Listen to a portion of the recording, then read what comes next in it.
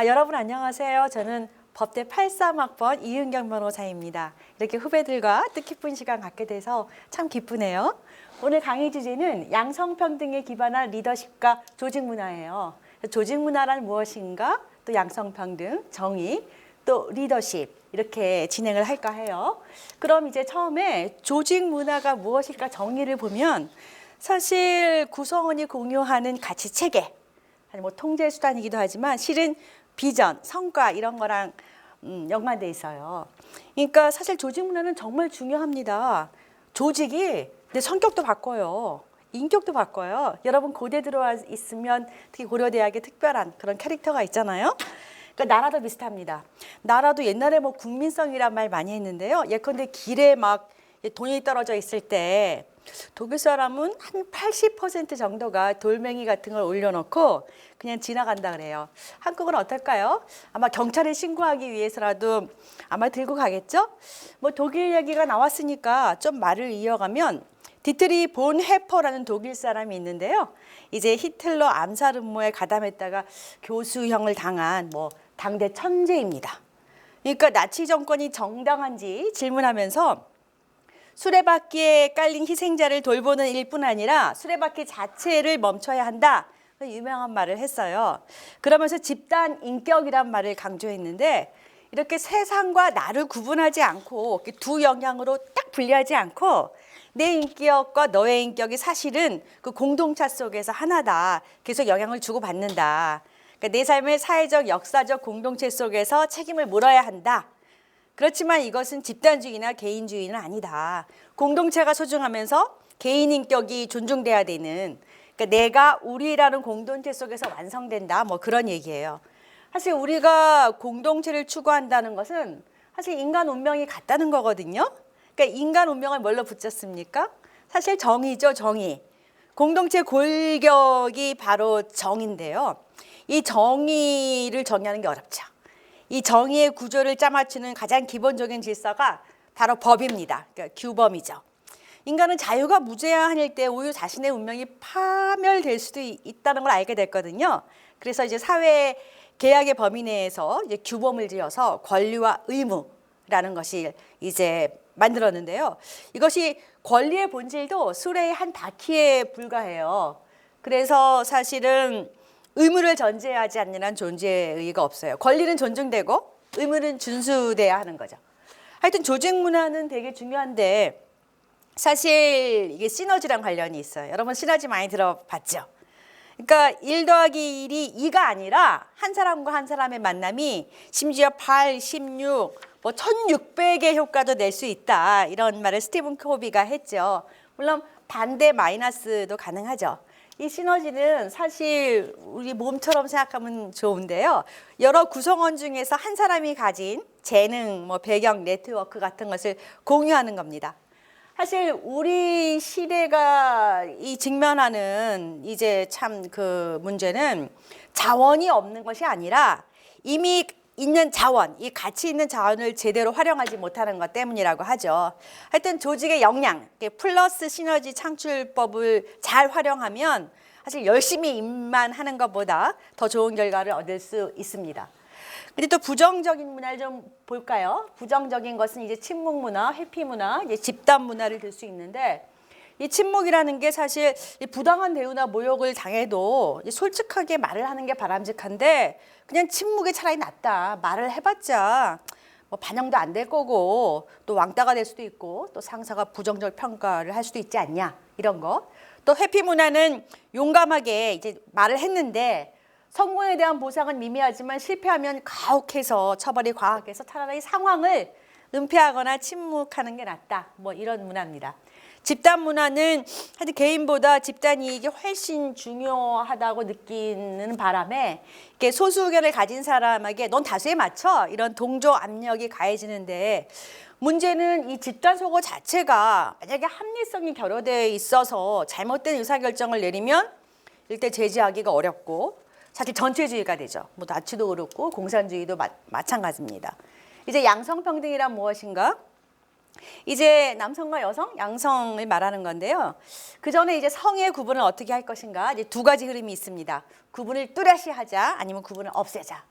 그래서 구분을 뚜렷이 하자는 것은 이제 뭐 어설픈 여성 배려나 급진적인 남녀 대결을 모두 경계를 하고요. 남녀 차이를 거부하는 것도 오히려 낡은 패러다임이다. 그리고 여성을 소수자에 빗대는 것은 오히려 오류라고 주장을 합니다. 그러니까 소위 페미니즘이 언제나 이 성적 차이에 남성과 여성 차이의 중립화의 함정에 빠질 수가 있는데 이게 오히려 남성 중심주의를 촉진할 수 있다라는 거죠. 그래서 이게 99년에 프랑스에는 남녀 동수로 의회를 구성하거든요. 그러니까 대의제 민주주의를 남녀 동수로 구성하자는 제도 개혁에 성공했고요. 그때 사실 여론도 압도적인 지지를 했죠. 그래서 헌법에도 그런 이제 여기 있죠. 헌법은 선거에 의한 권한 이음과 선출직 공무원들의 이렇게 동등 접권을 장려한다라고 해서 소위 말해서 선거직이라는 것은 사실 뭐 용기, 성실, 강인, 정직 뭐 이런 어떤 관례적으로 평가할 수 없는 자질들이 필요하기 때문에 이제 쿼터제가 용인될 수 있다는 입장이었죠. 하여튼 그렇다고 뭐 여성이 여성 이익만 대표해라 이런 건 절대 아니었고요. 여기 뭐 써 있기도 하지만 이제 근본적으로 아이를 낳을 수 있는 여성의 위대함에 대한 재인식이 필요하다. 그러니까 성의 유연성을 실질적으로 필요로 하는 유일한 사건은 출생이다. 이것을 형이상학적으로 얼버무리지 말아라. 뭐 이런 사고에 기반합니다. 사실 실비아느 아가젠스키의 공이 컸는데요. 그 시몬느 드 보바르가 아주 유명한 말을 했죠. 여성은 태어나는 것이 아니라 만들어지는 거다라고 하면서 출산이 여성을 수동적으로 만든다. 이런 사상이 사실 꽤 오랜 기간 동안에 이제 여성계 지배했는데요. 근데 아가젠스키 생각은 좀 달라요. 하여튼 자궁에 대한 포용이라는 패러다임 시프트에서 뭔가 하여튼 이 남녀 동수를 통해서 프랑스 대의민주주의는 양성의 평등을 향상시켰다는 평가가 있습니다. 또 구분 자체를 없애자는 것은 뭐냐면 제3의 성을 주장하자는 그룹이거든요. 인간의 이분법적 구분을 폐지하고 좀 다양한 선택지를 달라. 예를 들어 왜 아빠, 엄마라고 부르지 말고 parent 1, parent 2를 사용하자. 남편과 아내라는 단어도 사용하지 말자. 뭐 이런 의견인데요. 우리나라도 최근에 2020년 6월 28일 정의당에서 차별금지법안, 인권위에서도 평등법 시안이 나왔어요. 그래서 여기에 성별의 정의를 남성과 여성 이외에 분류할 수 없는 성 또는 분류하기 어려운 성이라는 제3의 성을 이제 신설했죠. 법조문에. 근데 이게 이제 여러 결례가 있는데요. 이게 모성적 속성을 오히려 평가절하하는 게 아니냐. 또 여성성의 새로운 비한 혹시 아니냐. 여성 인권의 물타기가 아니냐라는 말도 있습니다. 왜냐하면 이제 사람을 남성과 여성도 아닌 성적으로 이렇게 불특정한 주체라고 계속 말을 하다 보면 이 왜 성차에 따라 아주 관례적인 불평등이 있잖아요. 가정, 경제, 사회, 정치 영역에서 그게 그냥 되풀이된다 이런 입장이죠. 하여튼 제 생각은 성차는 맞지만 위계가 문제가 아니냐. 단 하나의 성을 표본으로 인류를 생각했던 낡은 꿈을 버리고 과거에는 사실 사람 하면 어떤 남성을 하나의 대표적인 인류를 상징했었죠. 그러니까 인류가 서로 닮지만 동시에 서로 다른 별개의 두 인간 유형 남녀로 되었다고 인식할 필요가 있지 않은가? 그런 생각이 듭니다. 그러면서 이제 성적 지향과 성별 정체성이 이제 대두되고 있는데요. 최근에 그 정의당안이 성적 지향은 뭐 이성애, 동성애, 양성애 등 감정적, 호의적으로 성적으로 깊이 이끌릴 수 있고 친밀한 뭐 관계를 맺거나 뭐 맺지 않을 수 있는 가능성 이렇게 정의하고 있고요. 또 성별 정체성은 나의 성별에 관한 인식 혹은 표현, 내가 인지하는 성과 타인이 인지하는 성이 일치하거나 불일치하는 상황. 이게 좀 사실 어렵죠. 성적 지향과 성별 정체성을 구별하는 게 좀 쉽지는 않은데요. 그러나 이게 좀 개념이 그러니까 주관적인 개인 감정에 기반을 두고 있어서 조금 이제 법의 적용이 모호해지는 그런 약점이 있고요. 스펙트럼이 좀 넓은데 예를 들어서 성적인 관계를 맺지 않더라도 감정적, 호의적으로 깊이 이끌릴 수 있는 관계에도 성적 지향에 해당한다고 해석될 수 있거든요. 그래서 이 범위 문제가 좀 있습니다. 하여튼 성의 정의는 생물학적으로 타고나는 성, 그다음에 사회문화적 성 중에 어떤 걸 선택할까? 그런 이제 헌법적인 이슈도 있었는데요. 예를 들어 국회 개헌특위가 예전에 양성평등에서 양자를 삭제하는 논의를 진짜 했거든요. 그런데 양성평등과 성평등은 같은 말은 아닙니다. 성평등이 양성평등의 줄임말은 아니거든요. 그러니까 이런 제3의 성, 불특정 다수의 선택적 성을 인정하려는 강한 의지의 표현이 성평등이란 말로 표현되는 것이기도 하죠. 그런데요, 우리 헌법이 하여튼 한 13개 법률에서 성별을 언급하고 있지만 정의를 하고 있지는 않거든요. 그래서 헌법 제11조 1항 성별과 관련해서 모든 국민은 법 앞에 평등하다. 누구든지 성별, 종교, 사회적 신분에 의하여 정치, 경제, 사회, 문화, 생활의 모든 영역에서 차별받지 않는다.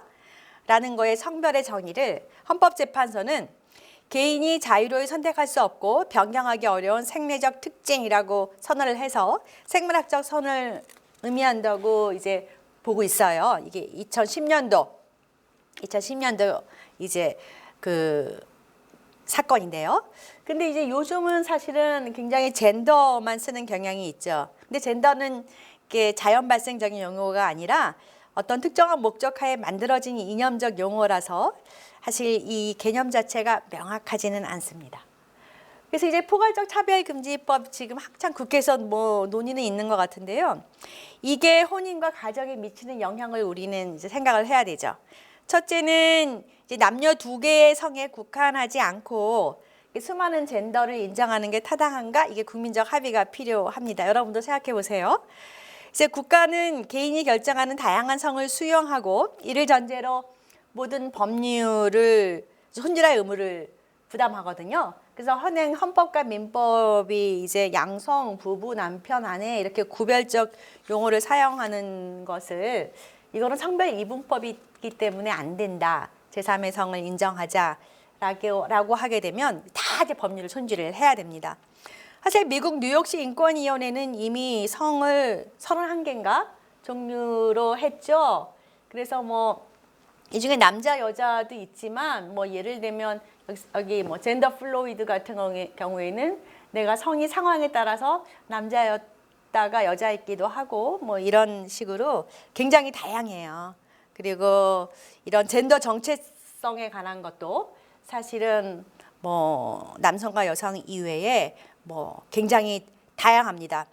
예를 들어 female to male은 생물학적 여성인데 호르몬 치료나 성전환 수술을 받고 남성으로 살아가는 사람이고 FTM은 수술받지 않고 살아가는 사람 등등 하여튼 굉장히 다양하게 있습니다. 또 하나는 혼인을 일남일녀의 결합으로 규정할 것인가 아니면 보다 다양한 형태를 도입할 것인가도 이제 합의가 필요하겠죠.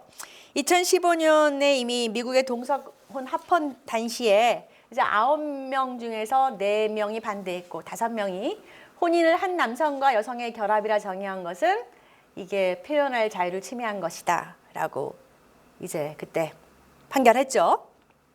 하여튼 현재 206개 국가 중에서 현재는 아니고요. 2019년 6월 13일 기준으로 이제 동성혼이 합법한 국가가 한 25개 정도 됩니다.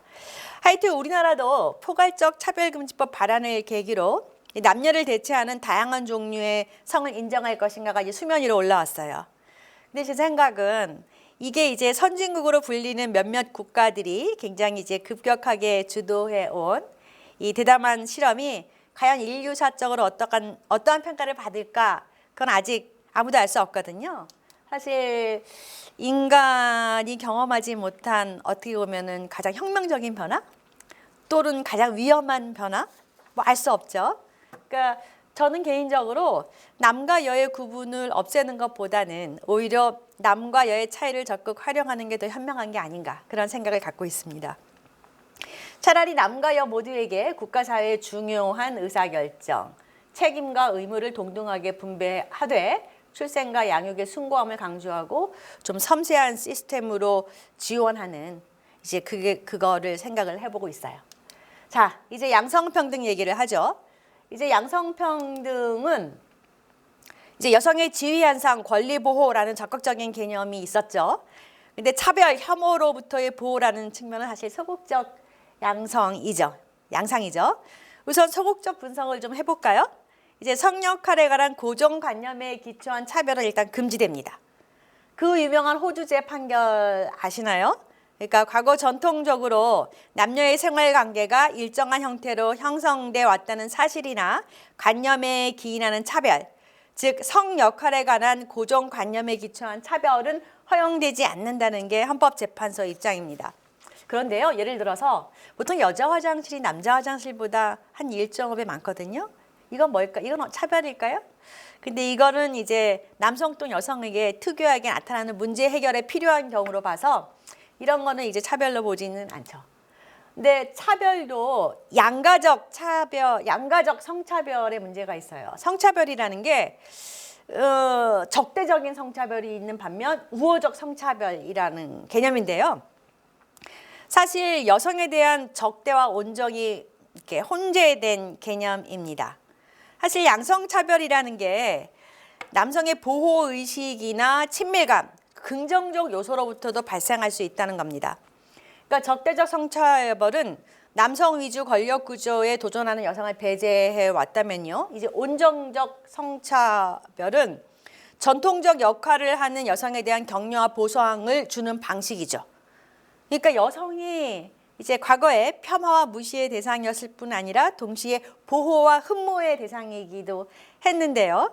그러니까 가부장적 어떤 경쟁적 성분업화, 적대적 이성에 기반을 둔 것이 적대적 성차별이고요. 또 보호적 가부장주의, 또 보충적 성분업화, 분업화, 또 친교적 이상의 바탕을 둔 게 이제 우호적인 겁니다. 이제 적대적 사례를 볼까요? 적대적 사례는 이제 대표적으로 뭐 성희롱, 성폭력 이런 거를 들 수 있겠죠. 사실 93년도에 이제 서울대 화학과 교수의 성희롱 사건으로 성희롱이라는 말이 대중에 등장했어요. 공론화됐죠. 그 조교가 이제 헌법상 행복추구권 침해로 민사소송을 제기했는데 그게 제가 이제 판사로 있을 때 저가 소속한 재판부로 배당이 됐어요. 그래서 1심은 3천만 원 배상했고 2심은 기각됐다가 3심이 파기되면서 이제 500만 원으로 확정됐죠. 아유, 그때는 뭐 여론이 대단했습니다. 하여튼 저는 곤욕도 치렀는데요. 이걸 계기로 이제 성희롱 방지 조치에 관한 법적 근거가 마련되기 시작했습니다. 뭐 얼마 전에도 이제 미투 운동이 많이 불었죠. 검찰도 그렇고 연극계, 그다음에 정치권 충남 전도지사 사건이 있었고요. 그때 안희정 전 지사가 항소심에서 1심 무죄를 뒤집고 이제 3년 6월 법정 구속되면서 성인지 감수성이라는 말이 이제 판결에 등장했습니다. 그러니까 우리 사회의 가해자 중심적인 문화와 인식, 구조 등으로 인해서 피해자가 성희롱 사실을 알리고 문제를 삼는 과정에서 오히려 2차 피해를 받을 수 있다는 점을 유념해야 된다. 이런 2차 피해에 대한 불안감과 두려움으로 피해를 당한 후에도 이제 가해자랑 종전의 관계를 유지하거나 신고하지 못하거나 뭐 이런 것들에 대해서 이제 충분히 소위 피해자다움 뭐 이런 말로 함부로 판단할 것이 아니라 학습된 무기력으로 볼 수도 있어야 한다. 라는 개념이 나오기 시작했죠. 그러니까 성희롱 피해자가 처한 이제 특별한 사정을 충분히 고려하지도 않고 피해자 진술의 증명력을 가볍게 배척하는 것은 이거는 경험 법칙에 따른 증거 판단이 아니다. 이런 대법원 판례가 나왔습니다. 그 우호적 성차별이라는 것은요. 남성이 여성을 사랑하고 부양자로서 책무를 다하고 있다는 지배 논리를 이제 은연적으로 강화시키는 거죠. 그러니까 업무 중심적, 이제 과업 중심적 그런 리더로 여성을 키우기보다는 오히려 모성애에 기반을 둔 관계 중심적 리더가 되려고 노력하게 만드는 것도 이제 양가적 성차별 중 우호적 성차별 사례라는 겁니다. 그렇죠. 그러니까 뭔가 이렇게 여성을 어떤 그런 역할로만. 그런데요, 또 최근에는 이런 과업지향적 리더보다 관계 중심적 리더가 곽강을 받고 있거든요. 그래서 이 부분이 좀 다른 시각의 접근도 없지는 않습니다. 자, 그럼 여러분 이제 오늘의 주제 중 하나인데요. 이 양성평등과 조직 문화를 살펴봤는데 이것을 잘 구현하는 리더십은 무엇인가? 여러분 다 이제 이 사회의 이제 리더로 이제 성장을 하실 텐데요. 사실 첫 번째는 사실은 신뢰입니다. 신뢰. 서로 신뢰하는 거. 요즘 젊은이들이 참 어렵죠. 그 진출 장벽은 높고 지원 정책은 모호하고 뭐 심지어 저출산 문제도 결국은 이제 이 양성평등 조직 문화에 문제가 있지 않냐. 그리고 여성에 대한 편견은 아직도 만연하지 않냐. 그런데 그 첫 출발을 뭘로 해야 되냐? 바로 이제 서로 믿음, 신뢰로 해야 된다는 거고요. 그 두 번째는 뭐냐? 관계입니다. 관계. 이제 관계는 뭘까요? 그러니까 사람을 얻는 능력. 그러니까 리더십과 직결이 돼 있는데요. 사실 위로 올라갈수록 인의 장막에 갇혀서 세상 돌아가는 걸 전혀 모른다고 하잖아요. 왜 그럴까요? 그러니까 바로 조직원들이 보스의 의중을 살피고 거기에 딱 맞는 말만 골라 하니까 그렇겠죠. 듣고 싶은 말만 듣고요. 그러니까 뭐 황제 CEO 이런 건데 근데 이건 결말이 그다지 좋지 않은 것 같아요. 리더십도 권력이 아니라 이제 영향력이다. 이런 관점이 커지고 있기 때문에 세상의 조직들이 점점 수평적, 자율적인 환경으로 변하고 있기 때문에 이제 관계에 좀 주목할 때가 됐습니다. 근데 리더십 방식은 크게 이제 두 가지. 이제 디미니셔 방식하고 그다음에 멀티플라이어 이제 방식이 있을 텐데 사실 어떤 리더가 있느냐에 따라서 조직의 운명이 바뀐다고 하잖아요. 최근에 이 책이 나왔어요. 멀티플라이어라는 책이 이제 리즈 와이즈먼이라는 여성이 쓴 책인데요. 그러니까 어느 조직이든 그 조직 자체의 영역을 아주 고갈시켜버리는 디미니셔 스타일이 있고 또 모든 사람을 이제 천재로 만드는 멀티플라이어 스타일이 있다는 거죠. 디미니셔는 이제 혼자 아니면 극소수 측근하고 모든 의사결정을 하고 일방적으로 지시할 뿐 이제 다른 사람의 말에 귀를 기울이지 않는 반면에 그다음에 멀티플라이어는 조직원의 이제 다양성을 다 수용해서 스스로 딱 결론을 내지 않고 이제 공감을 얻어서 일을 추진하는 거죠. 그러니까 디미니셔를 만나면 이제 그 사람이 천재같이 느껴지고 멀티플라이어를 만나면 이제 내가 천재같이 느껴진다는 거죠. 그러니까 생산성을 높이려면 디미니셔는 직원을 더 뽑고 오히려 멀티플라이어는 이제 있는 직원들의 역량을 더 끌어내서 생산성을 높인다고 합니다. 자, 바람직한 조직 문화 여러분들 이제 뭐 지금 1학년이시지만 이제 어차피 이제 공동체에 소속하게 되실 것이고 이제 항상 조직의 문화를 이제 고려하지 않을 수 없을 텐데요. 거기에 리더십 5가지를 생각을 해봤어요. 이제 리더의 강한 존재감을 줄이고 팔로워의 귀를 기울여라. 구성원들을 관찰하고 기대하고 투자해라. 관계에 대한 패러다임을 전환해라. 관계는 훈련이다. 계속 훈련해라. 그다음에 유기적으로 하나됨을 한번 꿈꿔봐라. 뭐 이런 취지예요. 그 첫 번째 리더의 강한 존재감을 줄여라. 여러분 좀 이상하지 않아요? 리더는 원래 좀 파워풀하고 리더십에 있다면 뭔가 이렇게 딱 뭔가 이끌고 나가는 힘이 있는 게 리더 같지 않으세요?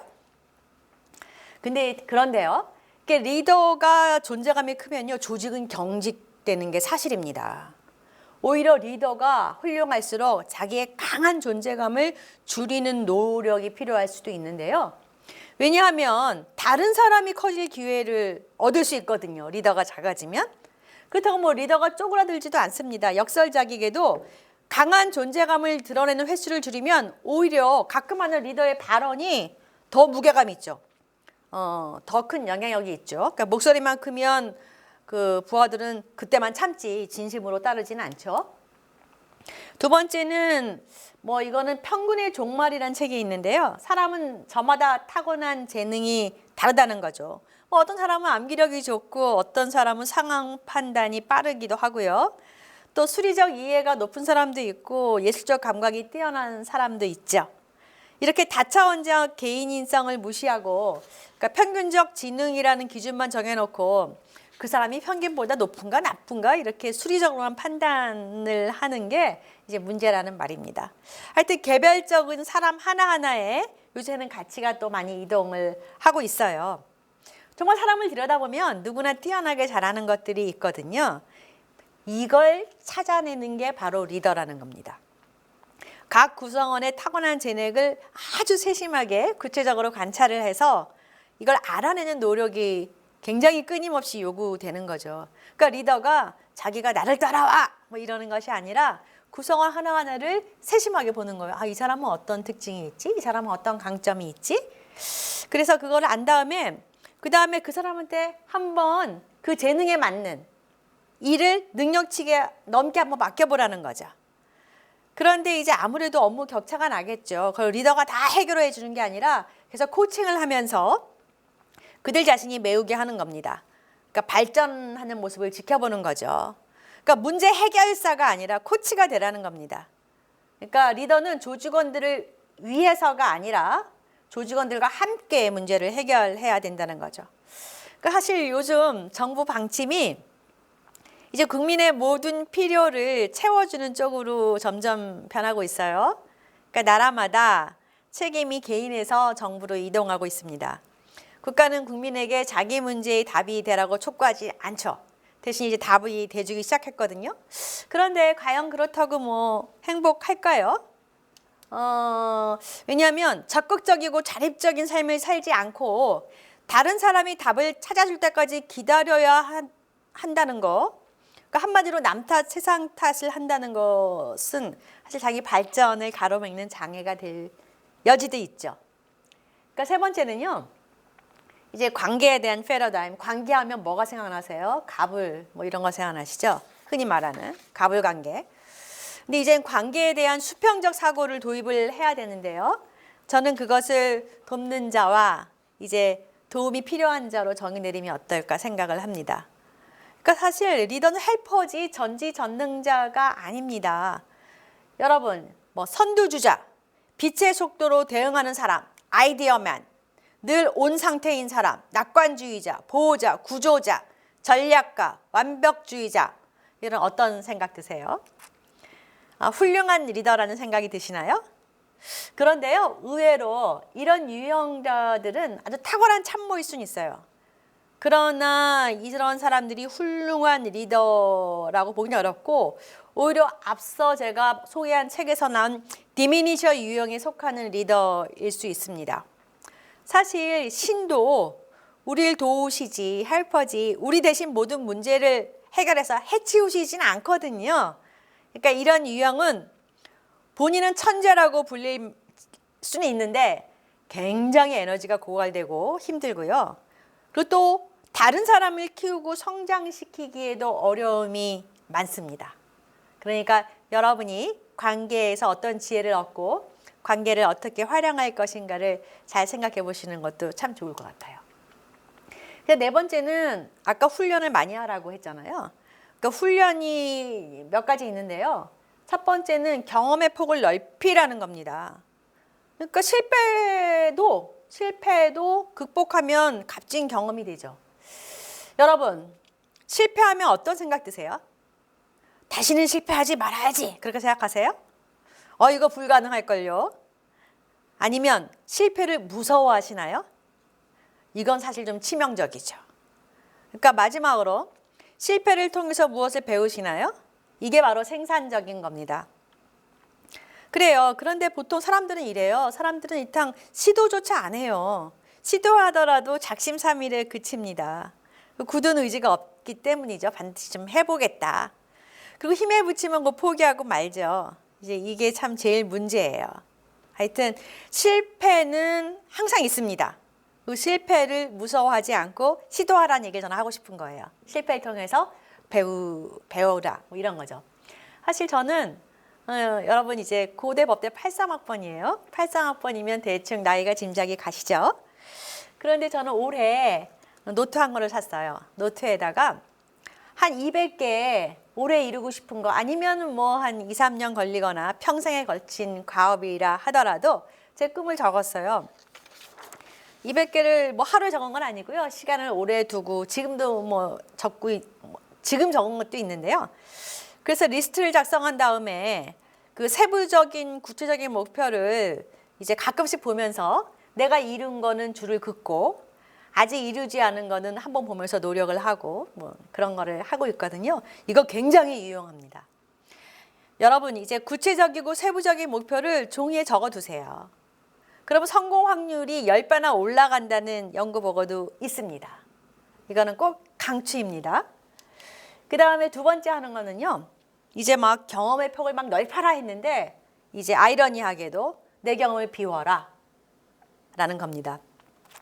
사실 경험이 많아지면 통찰력이 커져요. 그 다음에 올바른 판단을 내릴 가능성도 높아집니다.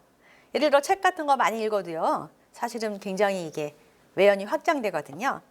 그런데 그러한 경험조차 그거에 이제 절대성, 내 생각이 옳아, 바로 이게 답이야 라는 걸 구현하면 독선에 빠지고 이제 상대방을 이해하지 못하는 어떤 결림돌이 되죠. 그리고 또 내가 없으면 사람들은 아무것도 해내지 못해. 막 내 경험에만 너무 이제 절대성을 부여하니까 이게 좀 문제이죠. 그래서 한계를 인정하고 배운 걸 배우고 또 배운 걸 버리고 다시 배우고 이런 것을 이제 반복해야 된다는 거죠. 그 다음에 이제 마지막으로는 관계의 수단인 소통은 역지사지에서 시작되는데요. 이건 상대방의 말을 이제 귀담아 듣는 것만으로는 부족합니다. 이제 배려를 넘어서 나를 바꾸는 노력이 필요한 거죠. 보통 인과관계의 걸림돌이 차이인데요. 차이, 세대차, 문화차, 남녀차 같은 거죠. 이렇게 서로 불통인 이유는 첫째는 서로가 다르다는 걸 잘 몰라요. 무시하고. 그저 다 나 같으려니 나이브하게 생각하죠. 여러분 인생 살면서 다른 사람도 나랑 비슷할 거야. 나 같을 거야. 그렇게 생각하시면 안 돼요. 정말 사람은 너무나 다양하고 다릅니다. 그리고 둘째는 이 다르다는 걸 전제로 노력을 해야 되거든요. 그래. 저 사람은 나와 달라. 그럼 이 다름에 대해서 내가 무엇을 해야 될까? 근데 노력을 안 하는 거예요. 이게 이상하게도요. 사회적 지위가 올라갈수록 더 어려워지는 거예요. 오히려 야, 네가 나한테 맞춰야지 라고 생각하면은 뭐 전혀 꼰대가 되는 거겠죠. 그러니까 사실 사회에 나오면 그래요. 이제 사회 초년생들은 상사한테 업무 보고할 때 자기가 알고 있는 거를 상세하게 자세하게 다 보고하고 싶어 하거든요. 계속 이야기하고 싶어 하고요. 근데 상사는 인생의 경험이 많잖아요. 그래서 결론만 딱 말해주길 바라요. 그래서 자기 얘기만 들으면은 바로 이제 뭐 사실 면박주기 일수죠. 이제 그것도 이런 세대 차이입니다. 이게 문제죠. 그러니까 상사는 좀 경청하려는 길을 열어야 되고 또 젊은 친구들은 상사가 이제 뭐 결론을 딱 명쾌하게 말하고 그다음에 논리적으로 설명한다던가 이렇게 다르거든요. 이 다른 걸 전제로 소통을 하려는 노력이 필요하다는 겁니다. 마지막은요. 조직이 너무 달라, 생각도 달라, 차이도 있어. 이런 다양한 관계에 대해서 아까 여러 가지 말씀 많이 드렸잖아요. 그런데 그럼에도 불구하고 또 조직은 하나됨을 생각하지 않을 수 없거든요. 어느 조직이든 동일성이 어느 정도 있으면 일을 못합니다. 그렇다고 조직이 완전히 100% 동일하다? 그럼 발전도 없고 시너지도 없어요. 분명히 다른 게 있어야 시너지가 납니다. 그러나 어느 정도의 동일성은 필요한 거죠. 그러니까 동일성은 분명히 의사소통 양상과 성과에 영향을 미치거든요. 근데 그렇다고 하더라도 하나됨이라는 게 같은 유니폼 입고 같은 모자 쓰고 같은 생각을 하는 걸 당연시하는 건 절대 아니고요. 오히려 본질엔 일치를, 비본질엔 관용을, 모든 일엔 사랑을. 이것은 이제 제가 좋아하는 어거스틴이 한 말인데요. 이제 뭐랄까 유기적인 하나됨인 거죠. 마치 우리의 몸처럼요. 우리의 몸이 뭐 눈, 코, 입, 팔, 다리 등 생김새도 역할도 다 제각각이죠.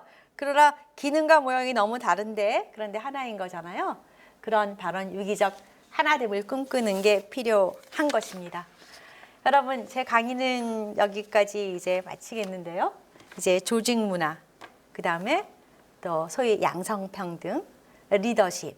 그래서 우리가 앞으로 어떤 이제 하나됨 속에서 서로의 다름과 차이를 잘 활용하고 이해하고 그걸 자꾸 활용해서 오히려 더 커지는 공동의 선을 이루어지는 막 사람만 투입하는 것이 아니라 지혜롭게 그 차이를 통해서 우리가 더욱 발전하는 그런 관계의 여러 가지. 근데 여러분 요새는 참 코로나 때문에 사실 다 비대면이라서 동기들 얼굴 보기도 힘들고 또 교수님들과 이렇게 좀 가까운 관계 형성도 어려워서 참 굉장히 안타깝다는 생각이 듭니다.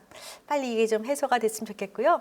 어쨌든 간에 이렇게 나 혼자 할 수 없는 일을 한 사람이 같이 하면 놀라운 일도 할 수 있고, 그 할 수 있는 거에는 아까 남녀도 얘기하고 그 밖에 여러 가지 뭐 세대나 이런 얘기도 많이 했는데요. 그런 걸 잘 활용하는데 그 비법이 있다고 생각을 듭니다.